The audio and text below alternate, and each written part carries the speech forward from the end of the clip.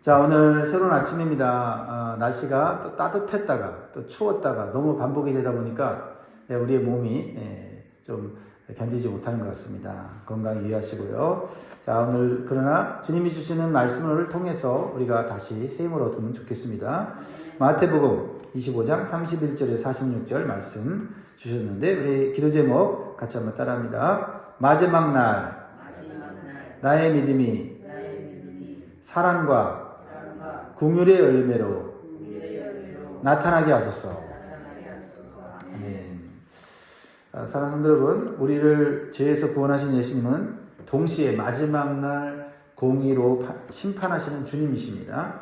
많은 사람들은 예수님을 사랑과 용서의 주님으로만 생각합니다. 그러나 주님은 심판의 주님으로 나타나신다라는 것을 또한 기억해야 되겠습니다.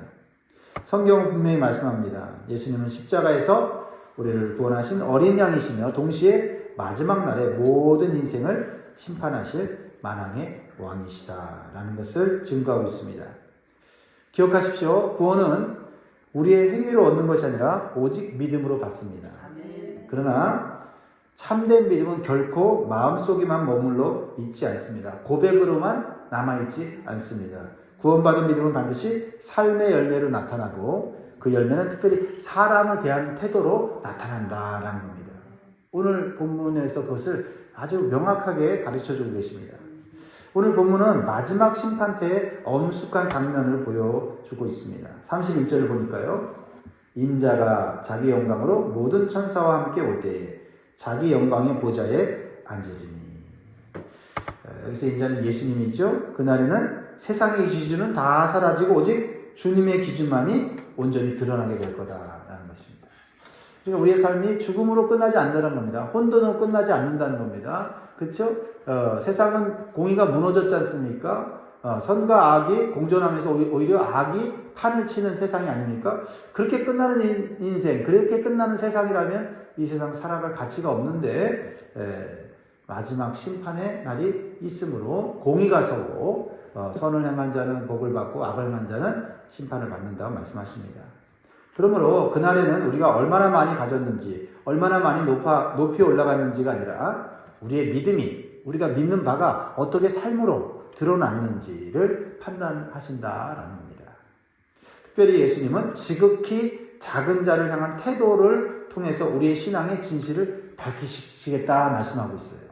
우리의 신앙이, 우리의 믿음이 참되냐, 참되지 않느냐를 여러 가지로 판단할 수 있는데 그 중에 하나가 사람에 대한 태도, 특히 지극히 작은 자에 대한 태도를 주님이 보시고 판단하신다는 거죠.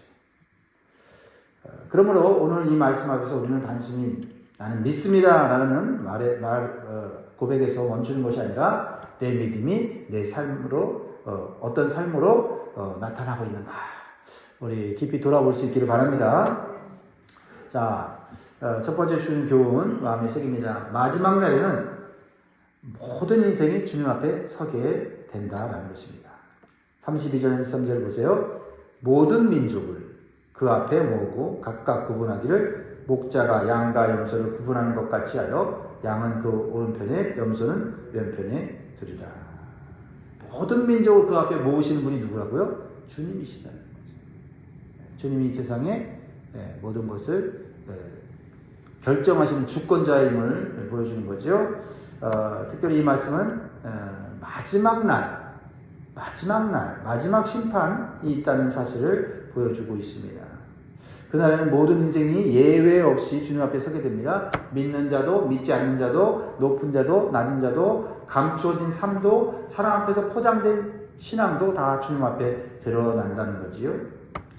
그리고 주님은 모든 사람들을 둘로 나누시는데 오른쪽에는 양과 같은 사람, 왼쪽에는 염소 같은 사람으로 나누신다고 말하고 있습니다. 자, 현재 우리가 사는 세상에는 양과 같은 사람, 염소 같은 사람이 섞여 살고 있습니다. 심지어 교회 안에서도 겉모습은 비슷해 보이고 신앙의 언어도 비슷해 보이고 예배하는 모습도 비슷해 보이지만 마지막 날에는 주님께서 양과 염소로 또 나누신다라는 것이요. 그런 말씀을 우리가 묵상할 때 두렵습니다. 나는 양일까 염소일까? 오늘 우리에게 이 말씀을 통해 두 가지 사실을 가르쳐 줍니다. 첫째는 인생은 결코 흘러가다가 죽음으로 끝나지 않는다라는 겁니다. 주님 앞에 서게 되는 날이 온다라는 겁니다. 두 번째는 그러므로 우리는 사람의 눈보다는 하나님의 눈을 의식하며 살아야 되겠다라는 것을 깨닫게 해주는 겁니다. 사람 앞에서는 괜찮아 보여도 주님 앞에서는 다를 수 있다라는 겁니다. 마치 학교에서 학생들이 시험을 보고 자신이 점수를 스스로 정하는 것이 아니라 마지막 학기가 끝날 때쯤에 선생님의 채점으로 그 결과가 확정되지 않습니까? 인생의 마지막 평가도 내가 내리는 것이 아니라 주님이 내십니다. 내 인생 그래도 잘 사는 것 같아. 열심히 살았지. 내가 평가할 수 있지만 그 평가가 완전한 평가가 아니다. 결과가 아니다. 그 평가와 결과는 누가 내리신다고요? 주님이 내리십니다. 그러므로 또 우리가 어떤 생각을 해야 돼요? 세상의 평가에 흔들리지 말고 마지막 날에 주님 앞에 설 사람답게, 성도답게, 하나님 자녀답게 살아야 될 줄 믿습니다. 질문을 한번 해보는 거죠. 나는 오늘을 살면서 정말 마지막 날에 주님 앞에 설 것을 의식하고 있는가? 나는 사람들의 인정에 더 민감한가? 아니면 주님의 평가에 더 민감한가?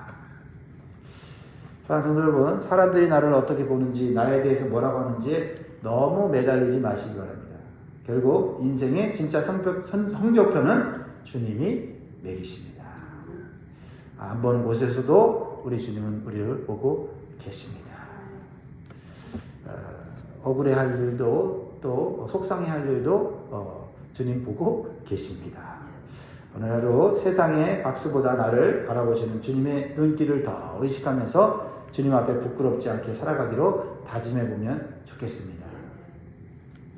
두 번째는요, 참된 믿음은 작은 자를 향한 사랑으로 드러난다라는 겁니다. 자, 작은 자는 어떤 사람이죠? 가난하고 연약하고 소외된 자리에 있는 사람을 말합니다.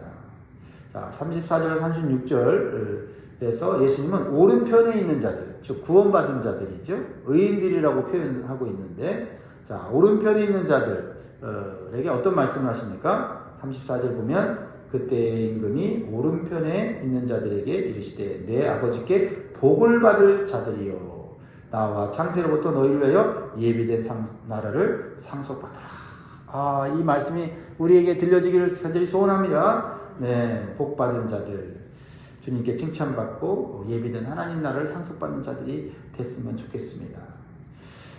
그런 자들의 모습은 어떤 모습일까요? 어떤 믿음을 나타낼까요? 믿음이 어떤 삶으로 표현되어야 된다고 말씀하고 있죠. 35절에 내가 줄일 때에 너희가 먹을 것을 주었고 목마를 때에 마시게 하였고 낙인이 되었을 때 영접하였고 헐벗었을 때 옷을 입혔고 병들었을 때 돌보았고 옥에 갇혔을 때 와서 보았느니라. 6가지 삶의 모습을 보여주고 있는데 여기서 중요한 사실을 우리가 보게 되죠. 주님께 칭찬받은 자들, 복받은 자들은 대단한 업적을 이룬 사람들로 소개되지 않습니다. 세상적으로 큰 성공을 거둔 사람들, 사람들의 주목을 받은 사람들이 아니라는 거죠. 오히려 그들은 줄인 자에게 먹을 것을 주고 목마른 자에게 마시게 하고 나그네 된 자를 환대하고 헐벗은 자에게 옷을 주고 병든 자를 찾아가서 또 위로하고 옥에 갇힌 자들을 돌본 사람들이다. 이것은 주님께서 참된 믿음의 증거를 어디에서 찾으시는가를 보여주게 돼요. 다시 저도 내 믿음이 강해지게 해주세요. 넓어지게 해주세요. 깊어지게 해주세요. 기도하는데 오늘 말씀을 읽으면서 내 믿음이 어디에 초점을 맞춰야 되는가를 다시 한번 또 느끼게 됩니다.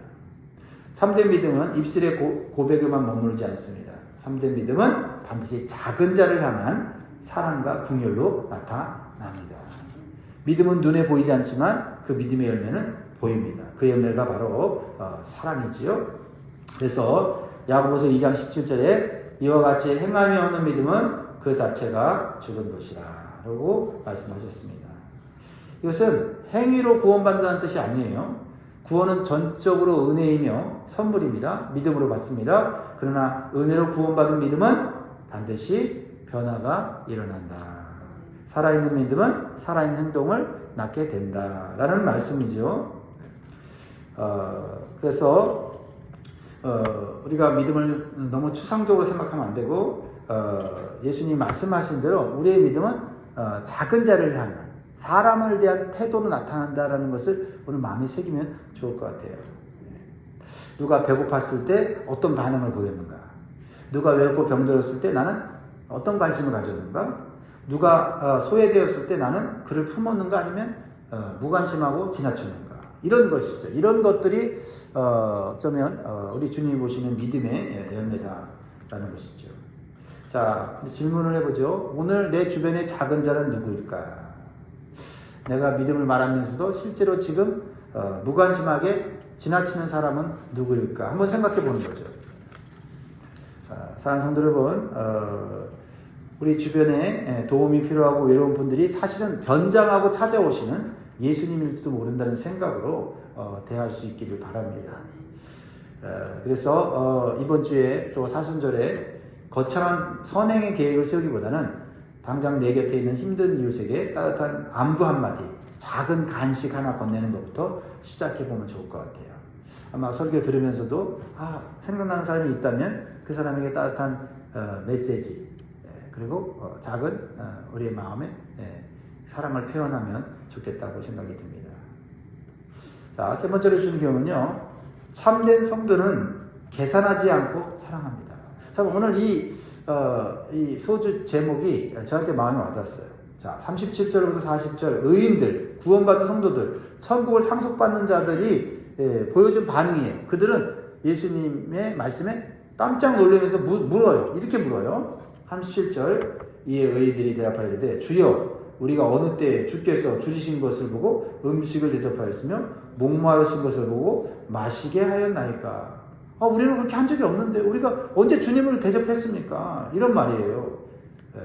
38절에도 어느 때에 나그네 되신 것을 보고 영접하였으며 헐벗으신 것을 보고 옷 입혔나이까? 어느 때에 병드신 것이나 옥에 갇히신 것을 보고 가서 배웠나이까? 저는 주님을 대접한 적이 없습니다. 이렇게 얘기를 하는 거예요, 의인들이. 그러니까 40절에 다 같이 있습니다. 시작. 임금이 대답하여 이르시되 내가 진실로 너희에게 이르노니 너희가 여기 내 형제 중에 지극히 작은 자 하나에게 한 것이 곧 내게 한 것입니다.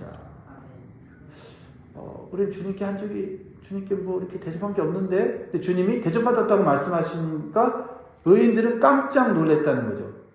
다시 말하면 의인들은 자신들이 한 일을, 자신들이 한 선행을 기억하며 자랑하지 않는다는 거죠. 주님, 저희가 그때 많이 섬겼지요. 저희가 얼마나 수고했는지 아시지요.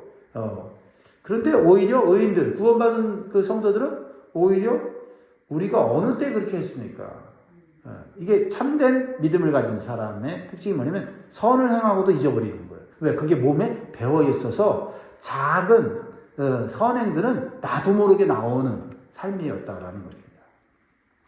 참된 성도는 계산하지 않고 사랑합니다.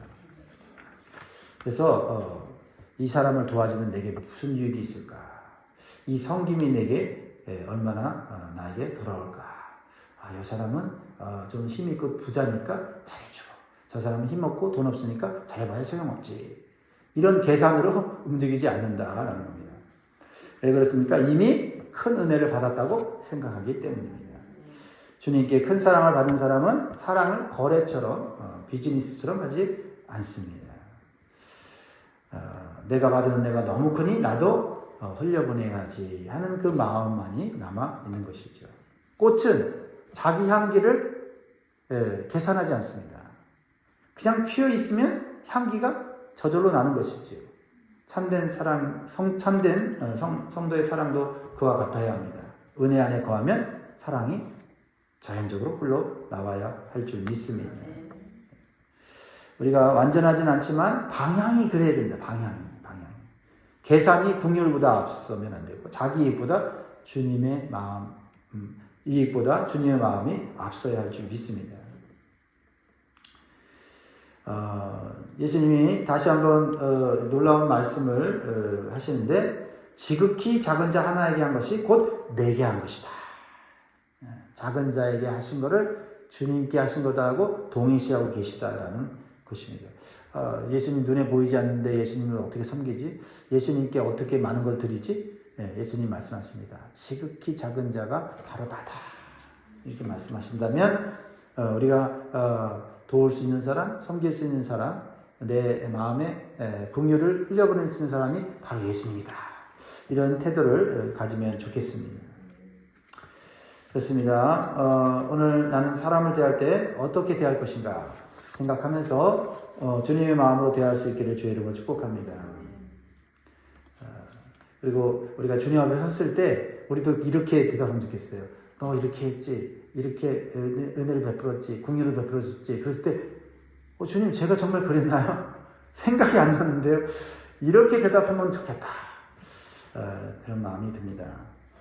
마지막으로 하나님 나라를 소망하는 성도는 긍휼의 삶을 살아야 한다는 것을 다시 한번 우리에게 이 왼편에 있는 염소와 같은 사람들을 통해서 우리는 경각심을 갖습니다. 자, 41절에 보니까요. 또 왼편에 있는 자들에게 이르시되 저주를 받은 자들아 나를 떠나 마귀와 그 사자들을 위하여 예비된 영원한 불에 들어가라.